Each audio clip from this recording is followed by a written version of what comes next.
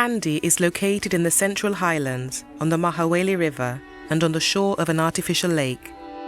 Lake Kandy, the main body of water in the city of Kandy in central Sri Lanka, is a man-made lake created in 1807 by the last Sinhalese king of Kandy, using forced labour. The king used land which was paddy field to create the lake. It stands as an indictment of the excesses of the Kandy monarchy for wasting national resources to build an ornamental lake at a time when the kingdom was under serious threat. When 100 of his advisors warned King Sri Wikrama Raja Singh against building the lake, he had them impaled on the reservoir section of the paddy field, which he was converting into the ornamental lake. It wasn't long before the British captured him, with help from his own noblemen, disgruntled by his irrational policy.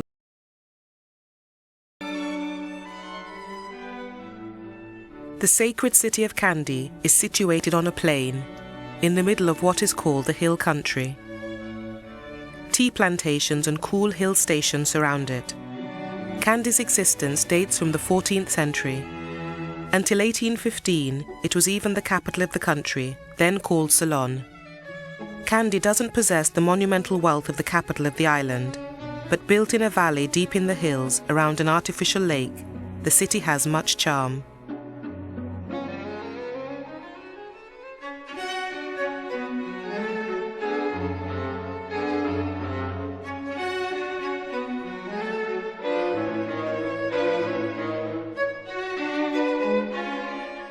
Kandy has a large market, as befits a major centre, with shops inside a main building on 2 levels, as well as street front shops. Sri Lanka's cultural heritage and skilled craftsmanship, passed down through the ages, have had a great influence on local handicrafts. Stalls are piled high with every kind of fruit, vegetable and spices, and there really is a bustling atmosphere.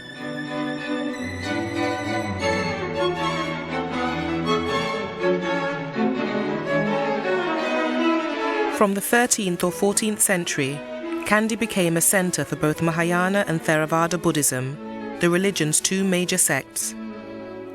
The most important of its many Buddhist temples is the Temple of the Tooth, which enshrines a sacred relic of a tooth of the Buddha. The precious relic attracts white-clad pilgrims bearing lotus blossoms and frangipani every day. On the outside, the temple buildings aren't magnificent or elaborately decorated. White with red roofs, they cluster around Lake Kandy. Of the original temple and palace, little remains.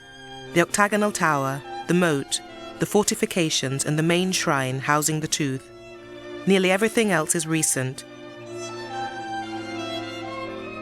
According to legend, the tooth was taken from the Buddha as he lay on his funeral pyre. It was smuggled to Sri Lanka in 313 AD, hidden in the hair of Princess Hema Mali, who fled the Hindu armies besieging her father's kingdom in India. It immediately became an object of great reverence and was enshrined in a series of nested jeweled reliquaries. The tooth was brought out for special occasions and paraded on the backs of elephants, which are sacred to the Buddha, where it survived numerous attempts to capture and destroy it. When the capital was moved to Kandy, the tooth was taken to the new city and placed in temples built to honour it. The temple was originally built under Kandy kings, but later severely damaged during the 18th century colonial wars against the Portuguese and Dutch. After the wars, the original wooden structures were restored in stone.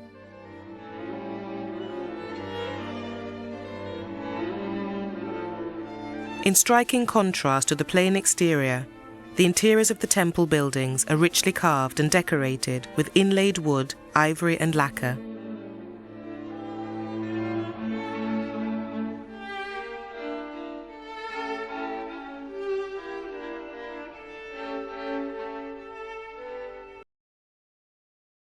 To its arrival in Sri Lanka in the 9th year of the reign of King Sri Lanka is scant, fragmentary and full of fantastic detail. It was passed from one person to another until it ended up in a city that later came to be named after it, Dantapura, Tooth City. For 800 years, the tooth was kept at Dantapura. Orissa and Sri Lanka had close political and cultural ties with each other, and members of the Arisian royal family were sometimes invited to become king of the island when a monarch died without an heir. In 1560, the Portuguese, who were constantly fighting with the Sinhalese for control of the island, triumphantly announced that they'd captured the tooth. They took it to Goa, where a huge public gathering was held, during which Archbishop Don Gaspar, with spiteful glee, desecrated it, burnt it, and then had its ashes thrown into the sea. It was the Sinhalese, however, who had the last laugh. Sri Lankan kings sometimes had replicas of the tooth made, to confuse those who might want to seize it during times of uncertainty. The Portuguese had in fact captured one of these replicas. In 1545, the tooth was brought to Kandy, where it's remained ever since. The door frame and dragon arch above it are similar to those at the entrance to the tunnel, only brightly painted. 4 huge elephant tusks are sometimes kept on the porch. 26 pillars with wooden capitals supporting triple corbels, all painted with lions, birds, fantastic beasts and flowers, support the lower roof around the shrine.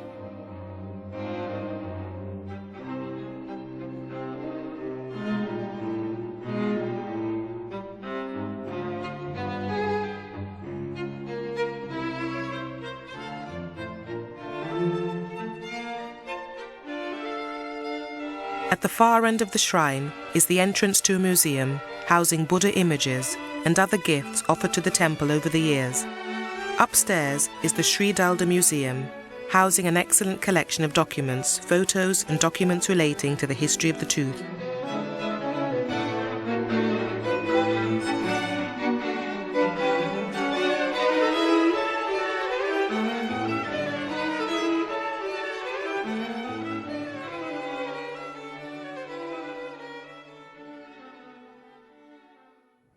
Daily rituals are carried out at various offering times at the shrine.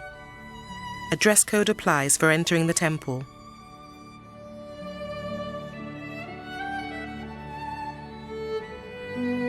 Sri Lanka is the oldest continually Buddhist country, Theravada Buddhism being the major religion in the island since its official introduction in the 2nd century BC by Venerable Mahinda.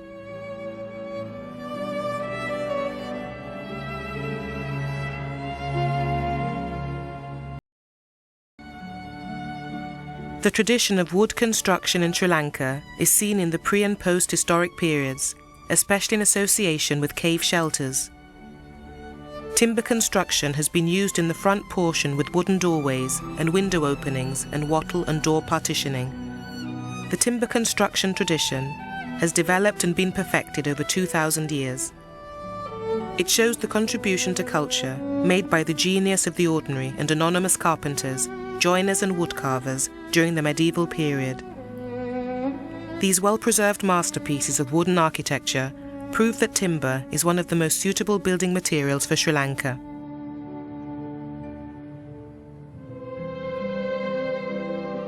Degaldarua Viharaya is located in the village of Amunugama, 7 kilometers from Kandy. Alongside the temple is an impressive belfry. The main chamber was created by making a large cavity under a huge granite rock. A path carved of rock leads to a higher terrace where the bow tree and the stupa are located. Degaldarua Viharaya is a cave temple with Kandyan-era paintings and architecture. The arch at the entrance, painted in white, is in sharp contrast with the murals. The rock-cut chamber consists of 2 roofed antechambers, a drumming hall and an intermediate vestibule. Gadala Daniya, a temple complex atop a rock outcrop, was built during the reign of Bhuvanakabahu IV in 1351 AD. This bizarre shrine is enclosed in a cloister-like stone structure called the Gadij, and Gal Madua refers to its stone structure and the pyramid that could be seen at the top called the Gopura. The lower floor is made of stone and the upper ones are of brick and stone. It has intricate stone carvings lining its walls and a beautiful structure. Inside, the ceiling is recognized as one of the best examples of the Kandyan-era paintings. This temple was an attempt to combine the features of Sinhalese, Indian, Islamic and Christian architectural styles.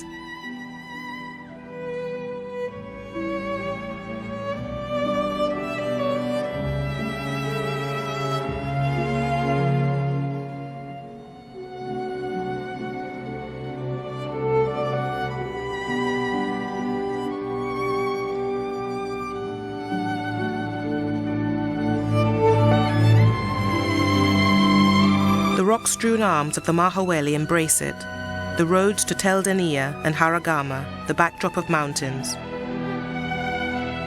The Fatima shrine stands in these surroundings, small, chaste, a veritable Roman candle of a shrine, a church that holds fast to its dogma, prayer, penance, reparation.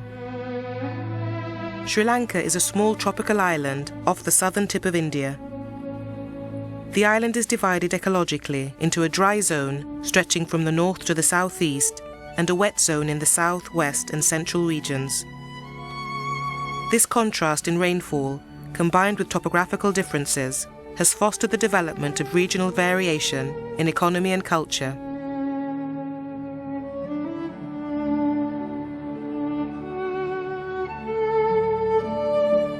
Rice is the main food in Sri Lanka. Around 879,000 farming families are engaged in paddy cultivation in Sri Lanka. That's 20% of the country's population. Of the 20 known species of rice, only 2 are cultivated: the widely grown Asian rice and the hardier African rice. There are 2 cultivation seasons, namely Maha and Yala, which are synonymous with 2 monsoons.